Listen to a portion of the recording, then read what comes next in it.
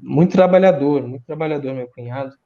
E aí é isso, a mãe cantava, aí teve um tempo que juntou a mãe e os filhos e foram cantar nas missas e renovação carismática na época, né, que o pessoal era adepto também. Era assim, o pessoal sempre pedia, assim, meu cunhado tocava, daí tocava muito bem, toca ainda muito bem, um músico profissional mesmo, né, e encantava muito, né, nas reuniões, nos encontros de família, muitas vezes final de ano fazia Isso é baile, muito bacana. lá em Jaborá, perto de Joaçaba, a gente ia às vezes passar final do ano, aí meu cunhado levava gaita, levava violão e a gente fazia. Então tem a coisa da música, assim, ainda, né? Mas hoje deu uma esfriada, o pessoal já não tá mais tão músico assim, não. Aham. Meu irmão continua, toca bateria, né, na comunidade de Transfiguração, que ele participa lá, E você e ainda só. toca na missa? Você e a Juliana? Sim. Uhum, tocamos, assim. Agora que nós estamos morando em Brusque, mas antes nós morávamos lá em Itajaí e a nossa paróquia era Itaipava, Itaipava, né? É Paróquia São Pedro? paróquia São Pedro Apóstolo. Uhum. E lá nós criamos raízes, né? Porque quando eu comecei a namorar com a Juliana, já logo se aproveitaram da minha habilidade e faltava músico, Se minha aproveitaram de habilidade, se aproveitaram da minha destreza. Mas foi bom, porque lá a gente fez um trabalho muito legal. Depois de um bom tempo, aí nós nos tornamos é, coordenadores paroquiais de liturgia. Aí nós podemos ajudar muito nessa questão da música litúrgica, de aproximar verdadeiramente daquilo que pede a igreja em relação aos cantos, né, a observação dos ritos. E a gente começou, né? E logo no começo nós fomos presenteados com um missal romano para a gente estudar bastante. E assim foi crescendo a nossa vontade e paixão. E agora a gente saiu, mas continua tocando lá 2 vezes por mês. A gente saiu, mas deixou assim algo que mudou muito a visão das pessoas, porque hoje a gente vê a necessidade de uma reeducação, né, na liturgia, nas comunidades. E assim, o mais interessante é que os próprios padres também querem isso, né? Querem redescobrir o sentido. Se vê padres, né? Entusiasmados, retornando, pedindo por isso, né? Exigindo nas comunidades. Nosso pároco é uma pessoa assim exemplar, né? É uma pessoa muito humilde, o padre Iseldo. É um pai para a gente também, que realmente criou esse ambiente para a liturgia de fato acontecer como ela merece, né? Com dignidade. Isso que é E nas importante. músicas, assim, nos ritos, em todos os momentos, a gente pôde mudar muita coisa assim junto com o nosso pároco. Ele deu esse voto de confiança e agora eles continuam. Isso é bom.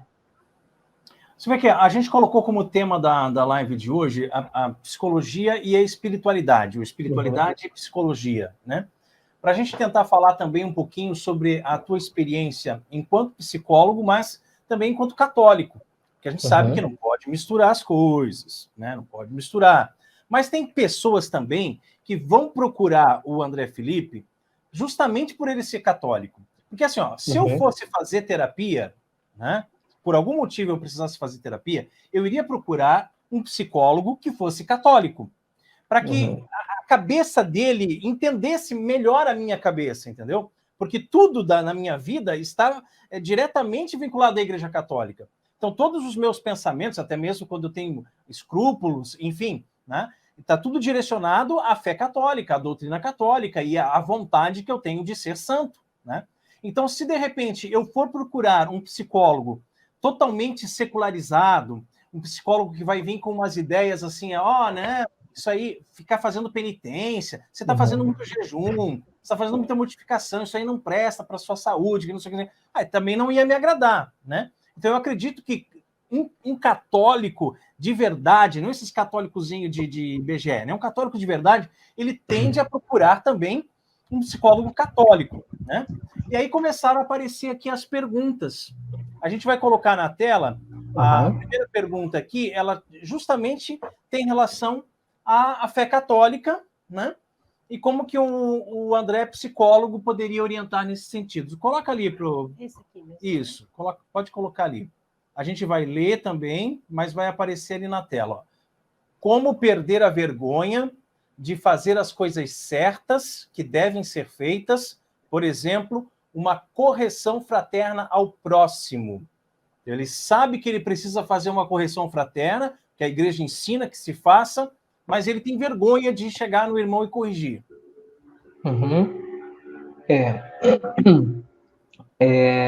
Primeiro que me coloca muito em vantagem, né, diante da realidade de ser católico, e quando as pessoas sabem, de fato, elas me procuram, né?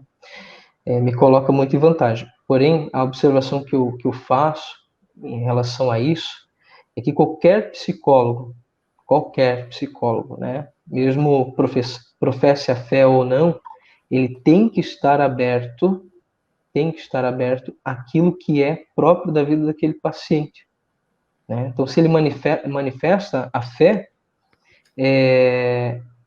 o paciente chega ali com uma crença, com seus valores, com aquilo que de fato ele acredita, né, no sentido da vida dele. O psicólogo ele deve se modelar, né, a essa exigência, vamos dizer assim, e tentar entender como ele entende as coisas, para poder de fato ajudá-lo. Então, o que me coloca mais em vantagem em relação aos outros psicólogos é isso, que daí as pessoas sabem e não vou correr esse risco. Agora, com relação a essa questão, né, como perder a vergonha de fazer as coisas certas que devem ser feitas, né, como uma correção fraterna.